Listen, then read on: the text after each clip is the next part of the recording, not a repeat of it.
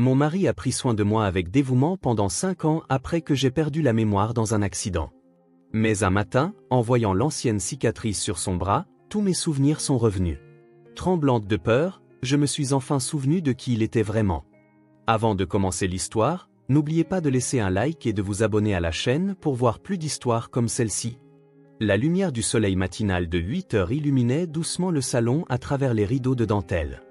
Emily Harrison était assise sur le canapé près de la fenêtre, tenant sa tasse de café chaud entre ses deux mains tout en observant les petits oiseaux du jardin se presser vers la mangeoire. « Bonjour, ma belle. » À la douce voix derrière elle, elle se retourna pour voir son mari, Michael Harrison, vêtu d'un polo blanc et arborant son sourire radieux habituel. Il travaillait comme kinésithérapeute à l'hôpital local et avait gagné l'immense confiance de ses patients. Grand, avec des cheveux châtains coupés courts, son apparence était assez séduisante pour faire se retourner bien des femmes. « Bonjour, Michael, » répondit Emily avec un sourire. « Tu vas travailler tôt aujourd'hui ? » « Oui, c'est ça. Un nouveau patient a été admis et je dois mettre en place un programme de rééducation. » Michael s'assit à côté d'elle et lui déposa un léger baiser sur le front. « Comment te sens-tu ? As-tu bien dormi cette nuit ?» Emily hocha légèrement la tête. Depuis son accident de voiture 5 ans auparavant, elle souffrait occasionnellement de maux de tête, mais la nuit dernière avait été relativement paisible. Le souvenir de l'accident était complètement perdu, et elle ne se rappelait que de fragments de sa vie d'avant. Selon le médecin, elle souffrait d'amnésie rétrograde due à une lésion cérébrale. « Qu'est-ce que tu as prévu de faire aujourd'hui ?» demanda Michael. « Je pense aller à la bibliothèque pour emprunter quelques nouveaux livres. » Et Hélène a dit qu'elle m'aiderait avec le jardinage.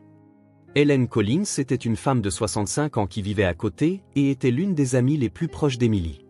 Après avoir perdu son mari, elle avait continué à vivre seule dans le quartier et veillait souvent sur le jeune couple. « Je suis vraiment reconnaissant envers Hélène, » dit Michael. « Ça me rassure de savoir que tu as quelqu'un avec qui passer du temps quand tu es seule. » Emily prit la main de son mari. « C'est parce que tu es là avec moi que je peux affronter chaque journée. Même sans mes souvenirs, être ensemble comme ça, c'est ce qui compte le plus. » Une lueur douce apparut dans les yeux de Michael. « Quand j'ai cru que j'allais te perdre, j'ai eu l'impression que ma vie était finie. Mais miraculeusement, tu m'es revenu. Même si tu as perdu la mémoire, tu restes la femme que j'aime. » Les deux prirent leur petit déjeuner en silence. L'omelette et les toasts que Michael avait préparés étaient parfaits, comme toujours.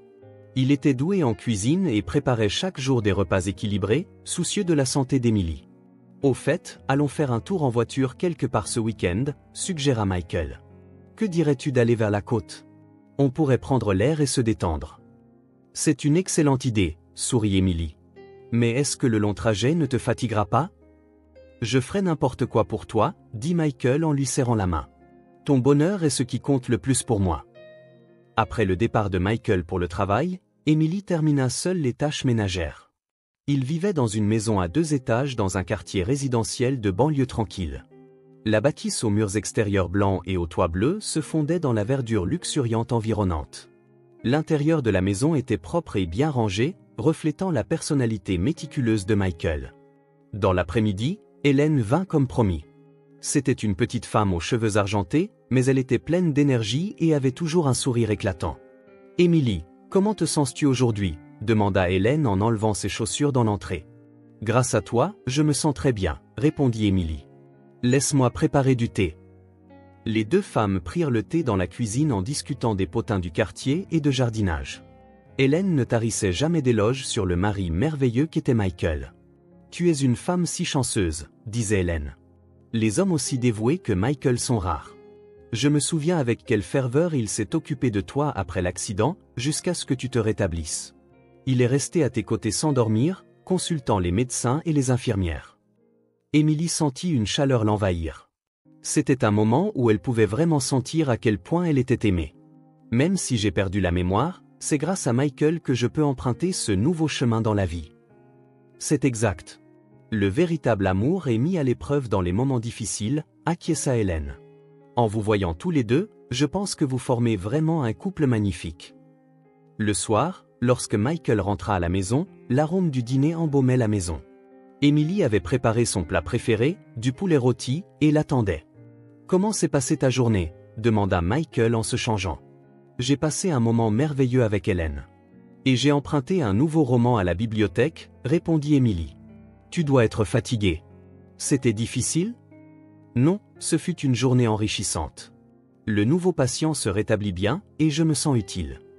Pendant le dîner, Michael raconta ce qui s'était passé au travail, et Émilie partagea les événements de sa journée. Ce genre de moment paisible était ce qu'il y avait de plus précieux pour Émilie.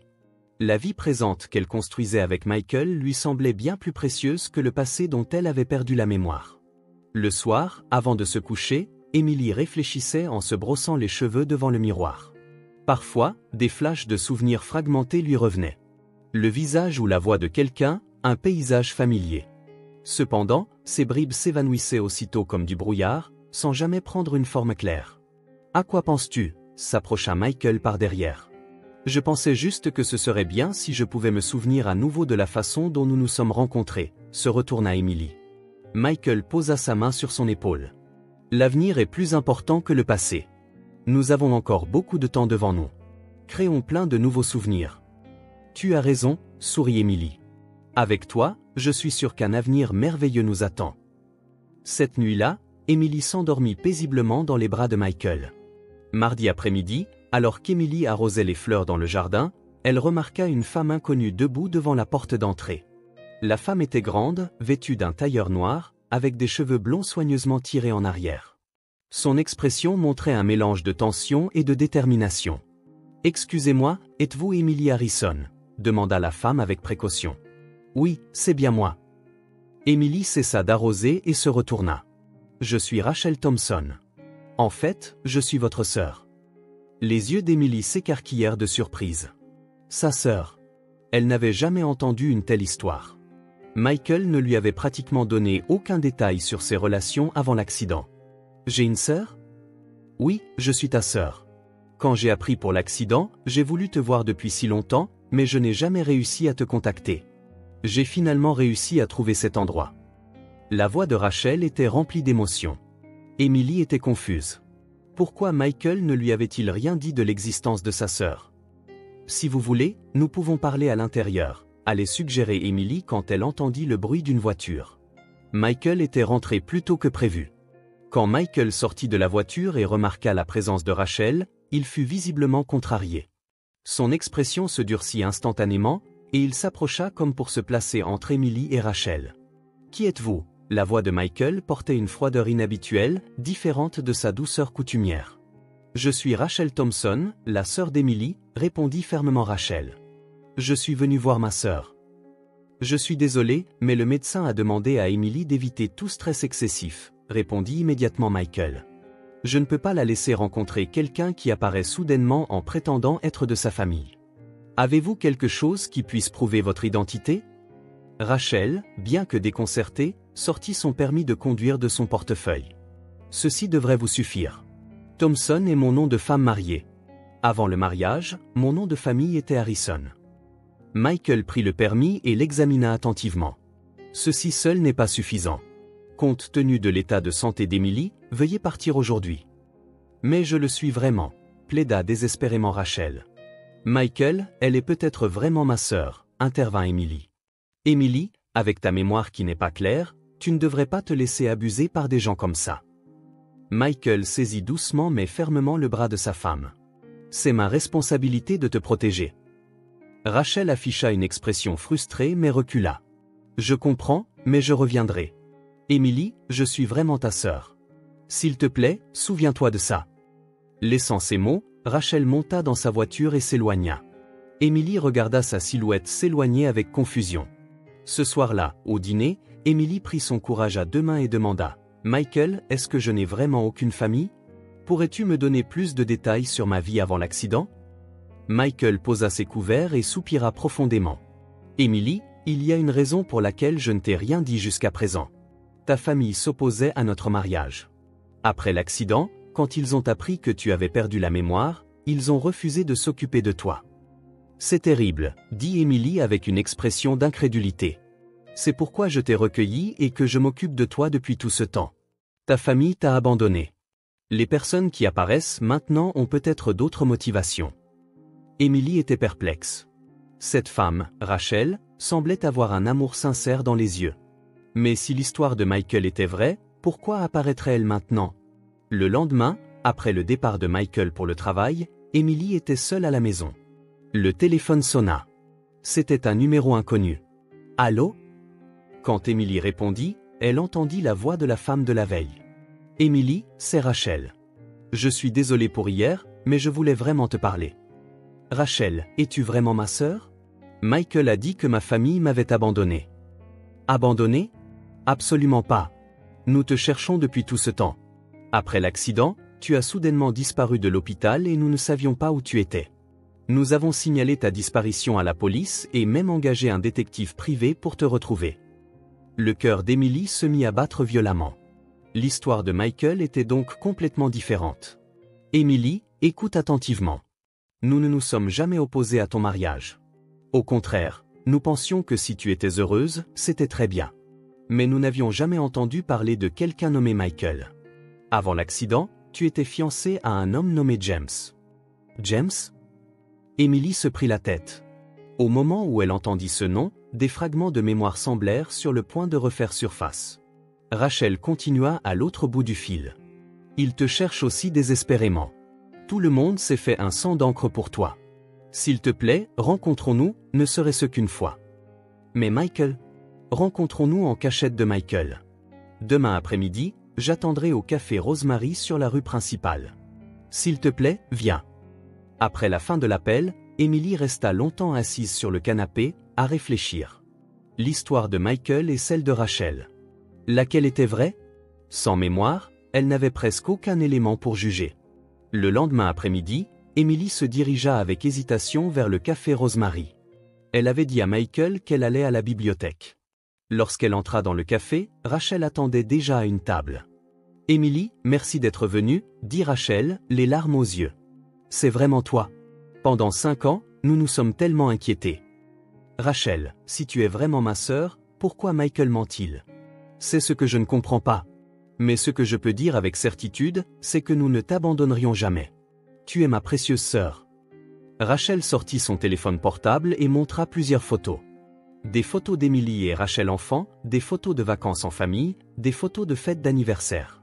Emily fixa les photos et sentit quelque chose se serrer au fond de sa poitrine. « Ces photos me semblent familières, d'une certaine manière, » murmura doucement Emily. « Oui, ce sont nos souvenirs. Emily, s'il te plaît, reviens dans notre famille. » À ce moment, une silhouette apparut à l'entrée du café. Quand Emily se retourna, un homme inconnu se tenait là, avec une expression surprise. Il était grand, avec des cheveux bruns foncés et des yeux doux. « Emily. » L'homme s'approcha avec une expression incrédule. « Tu es en vie. »« Qui êtes-vous » demanda Emily, confuse. « Je suis James. James Wilson. Tu ne te souviens pas? Nous étions fiancés. » Une douleur aiguë traversa la tête d'Emily. Le nom de James. Ce visage. Cette voix. Elle sentit quelque chose s'agiter au plus profond de sa mémoire. « James, Emily a perdu la mémoire », expliqua Rachel. « C'est une conséquence de l'accident. »« Je vois », dit James avec une expression triste. « Emily, je t'ai cherché pendant tout ce temps. La police, des détectives, par tous les moyens possibles. Où étais-tu » Alors qu'Emily s'apprêtait à répondre, Michael apparut à l'entrée du café.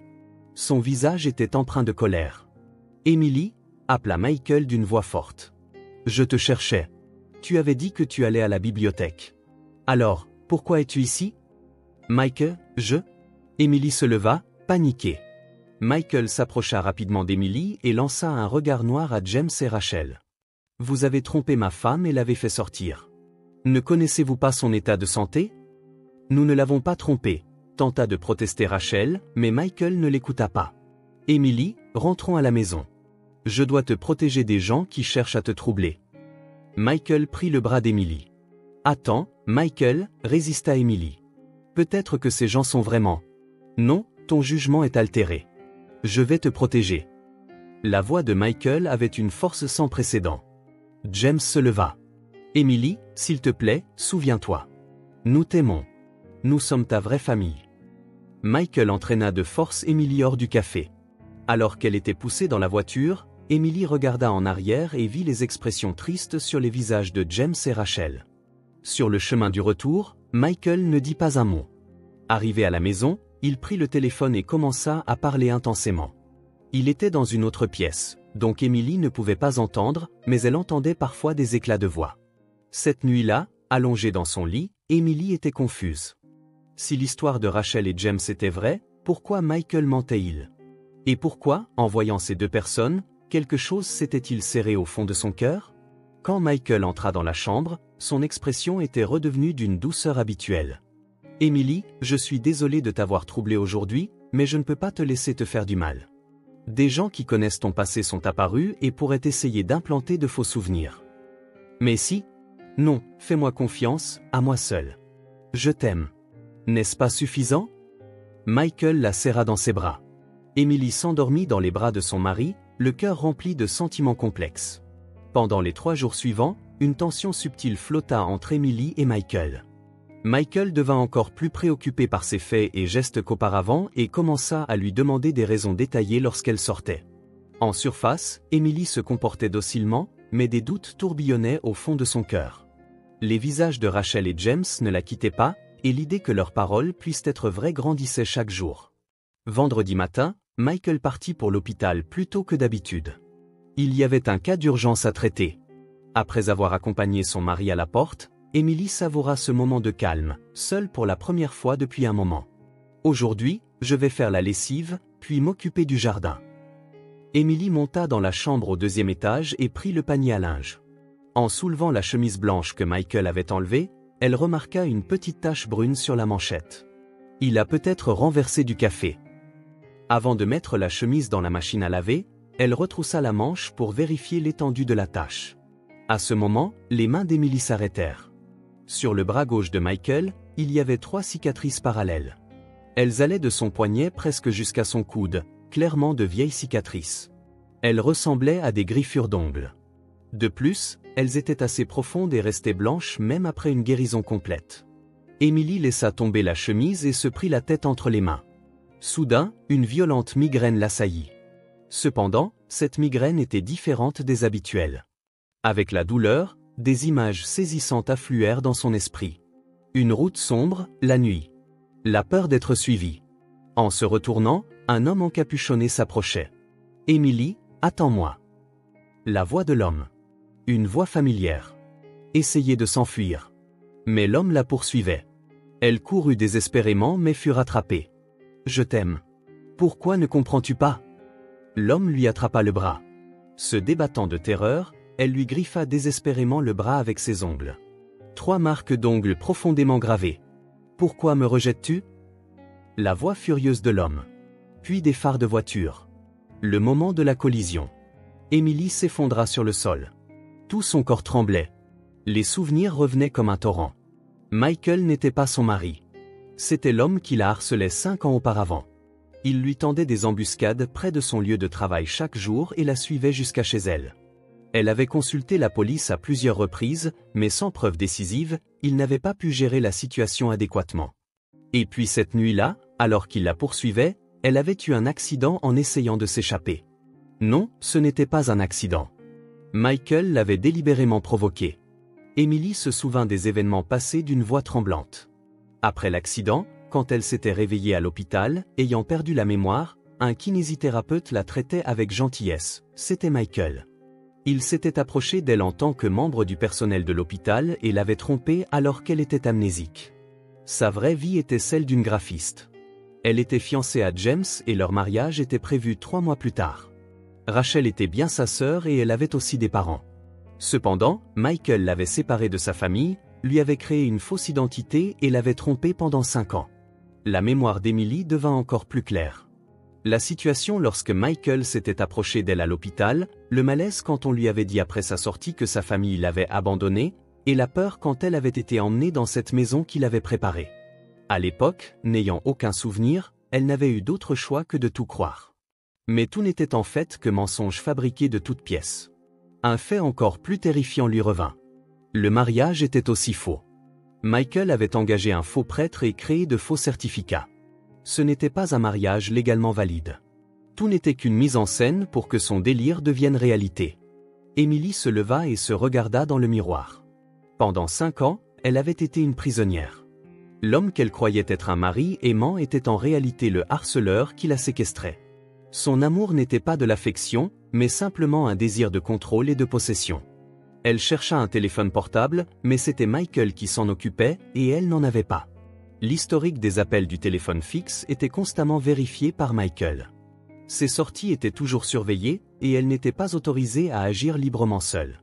Ce qu'elle avait pris pour de la protection n'était que de la séquestration. Emily fouilla prudemment toute la maison. En ouvrant le tiroir du bureau dans le cabinet de travail, elle trouva des choses incroyables cachées à l'intérieur.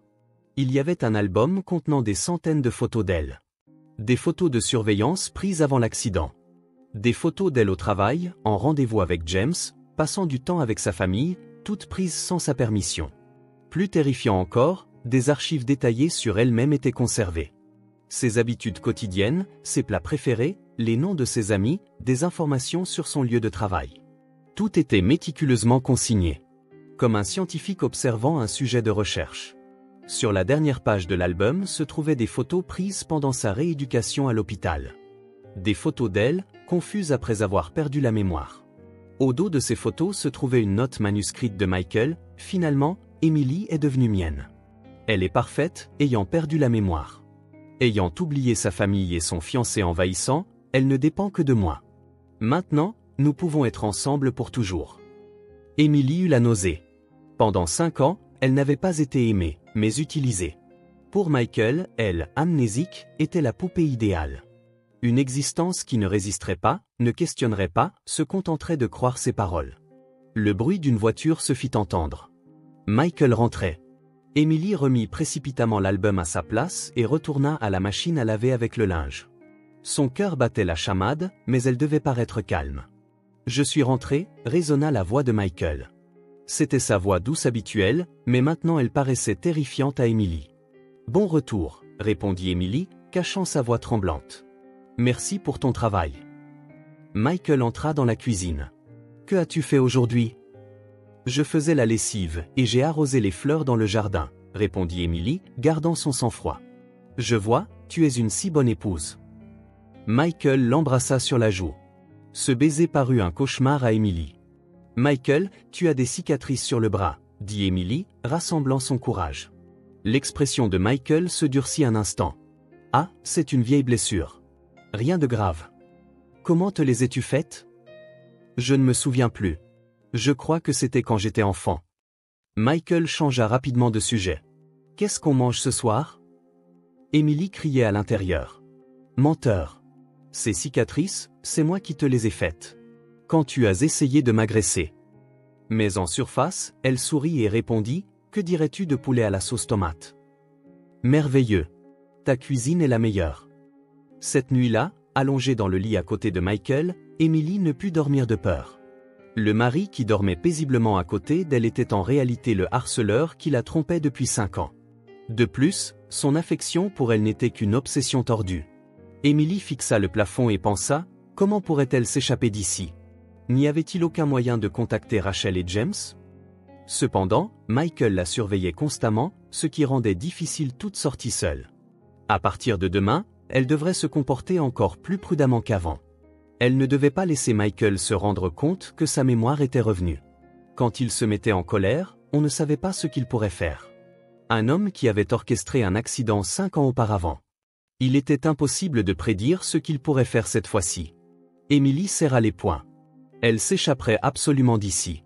Elle retournerait auprès de sa vraie famille et reprendrait sa vraie vie. Elle se libérerait définitivement de la cage de l'affection tordue de Michael. Michael se retourna à côté d'elle. Emily se raidit. Plus jamais elle ne serait trompée par les mensonges de cet homme. Le lendemain matin, après le départ de Michael pour l'hôpital, Emily commença prudemment à agir. Maintenant que sa mémoire était complètement revenue, elle comprenait à quel point sa situation était dangereuse. Elle devait trouver un moyen de contacter le monde extérieur sans éveiller les soupçons de Michael. Emily se dirigea vers la bibliothèque voisine.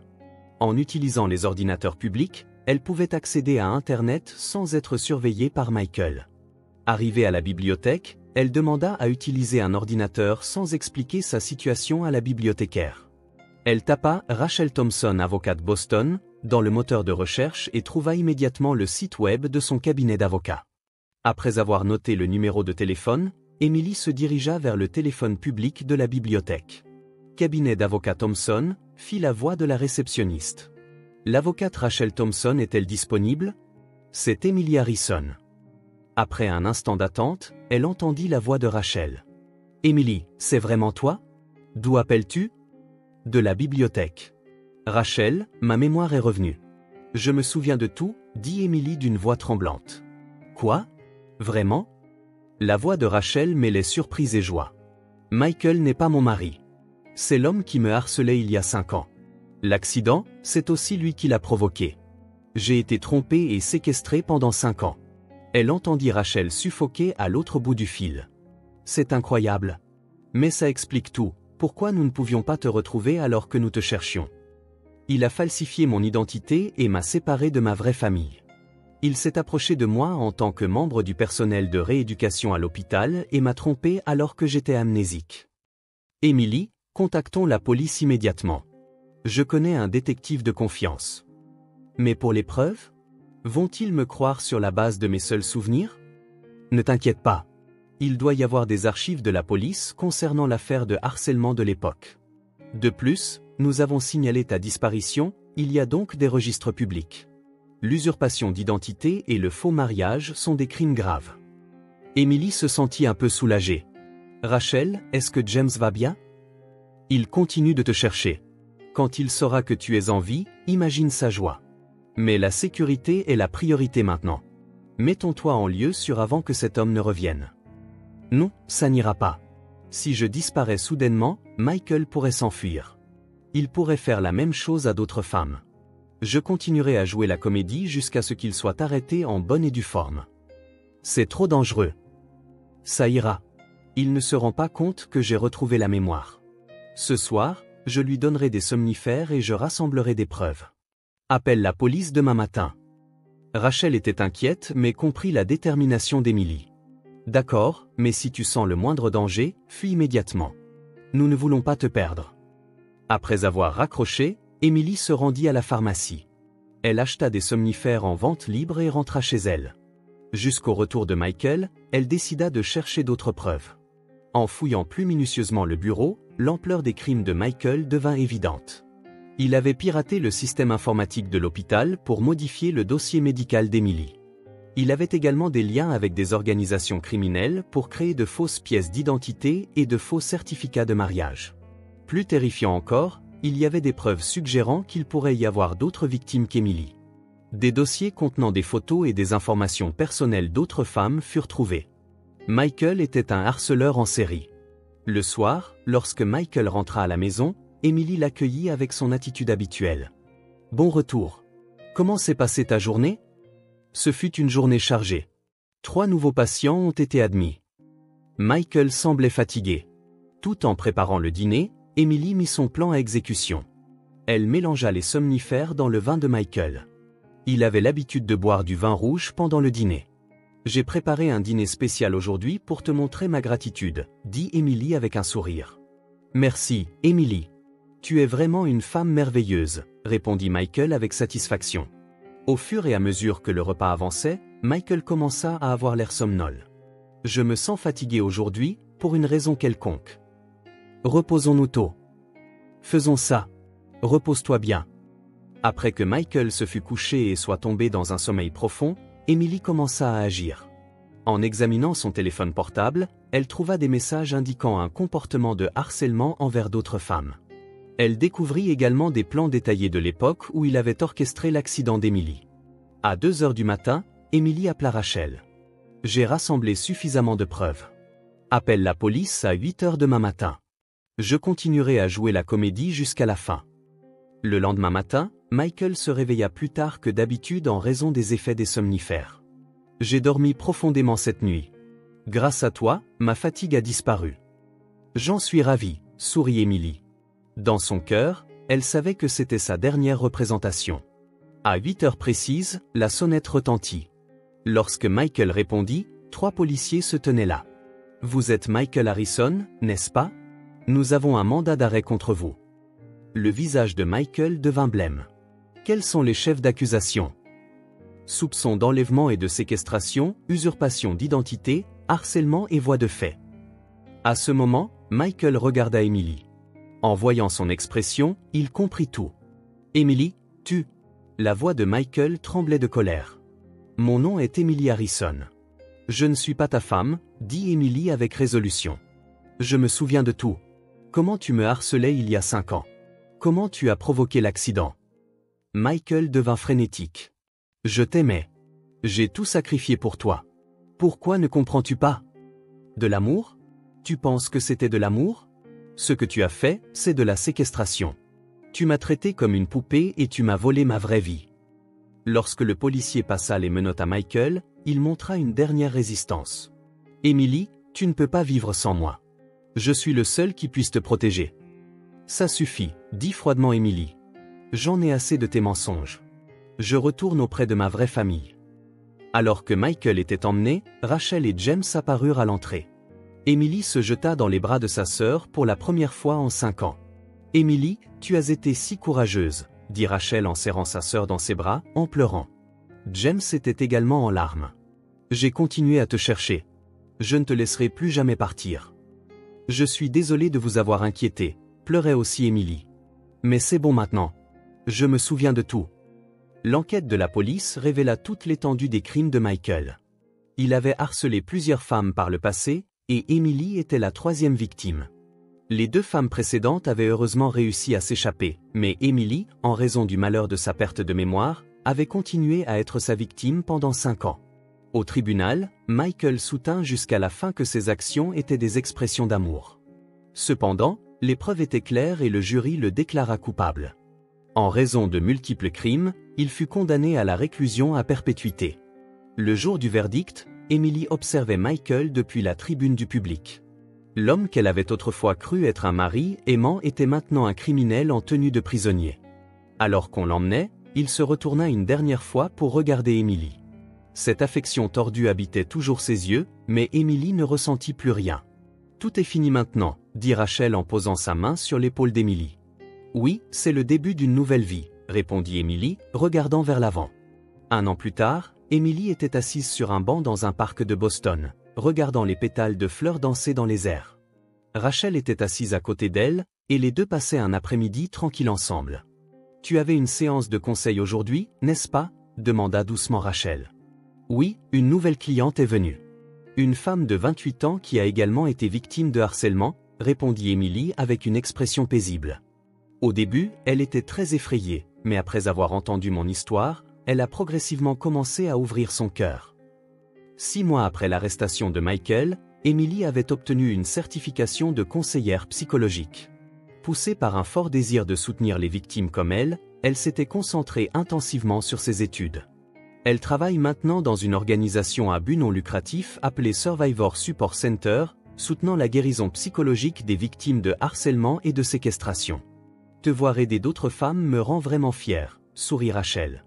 Pouvoir transformer une expérience aussi horrible en une force si positive. Au début, j'avais peur, mais j'ai réalisé qu'il y a des choses que seule une personne ayant vécu la même souffrance peut faire, dit Emily en attrapant des pétales de cerisier dans sa paume. Michael m'a volé 5 ans. Mais grâce à cette expérience, je suis qui je suis aujourd'hui. Une voix masculine se fit entendre au loin. Emily, Rachel. En se retournant, James marchait vers elle avec un bouquet de fleurs. Il avait le même sourire doux qu'auparavant, mais ses yeux contenaient une affection encore plus profonde. Bon travail, dit James en tendant à Emily un bouquet de roses blanches. Comment s'est passée la séance d'aujourd'hui? C'était une séance très enrichissante. Merci, James. Au cours de cette dernière année, James avait patiemment veillé sur le rétablissement d'Emily. Il ne l'a jamais pressée, attendant qu'Emily guérisse ses blessures émotionnelles et se retrouve. Leur relation était devenue encore plus profonde qu'il y a 5 ans. À propos, il y a de nouvelles informations sur Michael, aborda Rachel sur un ton grave. Le procureur m'a contacté et apparemment, il est complètement isolé des autres prisonniers en prison. Le traitement des criminels harceleurs est particulièrement sévère. Emily afficha une expression complexe. Devrais-je le plaindre? Mais honnêtement, je ne ressens rien. C'est bien comme ça, dit James en lui prenant la main. Tu as le droit de vivre ta propre vie. Tu n'as pas besoin d'être emprisonné par le passé. Mais parfois, je me demande. Si je l'avais rejeté plus fermement dès le début, peut-être que ça ne serait pas arrivé. Ce n'est pas vrai, dit fermement Rachel. Tu n'as rien fait de mal. La pensée tordue de Michael est la cause de tout. Emily hocha la tête. Grâce à la thérapie au cours de cette dernière année, elle avait appris l'inutilité de se blâmer. Ce qui était important, ce n'était pas de regretter le passé, mais de continuer à marcher vers l'avenir. Tes parents rentrent de leur voyage en Italie le mois prochain, n'est-ce pas? Changea de sujet James. Oui, j'ai vraiment hâte, le visage d'Emily s'illumina. Père et mère sont les plus heureux de mon rétablissement. Cette fois, nous pourrons tous passer Noël ensemble en famille. Ses parents avaient été profondément blessés par la disparition de leur fille et tourmentés par la culpabilité même après qu'Emily fut retrouvée. Cependant, grâce aux efforts actifs d'Emily pour réparer les relations, le lien familial était devenu plus fort qu'auparavant. En regardant votre famille, je peux voir ce qu'est le véritable amour, dit Emily pensivement. Ce que Michael disait quand il prétendait m'aimer était complètement différent de votre amour. Le véritable amour ne consiste pas à contrôler l'autre personne. Il s'agit de respecter sa liberté et son bonheur. C'est tout à fait ça, approuva Rachel. L'amour est quelque chose qui libère, pas qui contraint. Je suis vraiment heureuse que tu comprennes ça. Le coucher de soleil peignait le parc en or. Emily se leva et étendit les bras, prenant une profonde inspiration. La liberté est une chose si merveilleuse. Pour Emily, qui avait vécu 5 ans de séquestration, pouvoir se promener librement, faire ses propres choix et passer du temps avec les gens qu'elle aimait lui semblait miraculeux. Au printemps prochain, nous prévoyons d'ouvrir une nouvelle antenne du centre, parla Emily de ses espoirs pour l'avenir. Nous pourrons soutenir encore plus de victimes. Tu réussiras certainement, dit James avec conviction. Les trois se prirent par le bras et commencèrent à marcher vers le coucher du soleil. La peur n'existait plus dans le cœur d'Emily. À la place, il était rempli d'espoir, d'amour et de confiance en elle-même. Michael lui avait volé 5 ans, mais en même temps, il lui avait peut-être donné une véritable force. En utilisant cette force, elle pouvait maintenant aider d'autres personnes. C'était le sens de sa nouvelle vie. Au milieu des pétales de cerisier dansant dans le vent, Emily sourit du fond du cœur.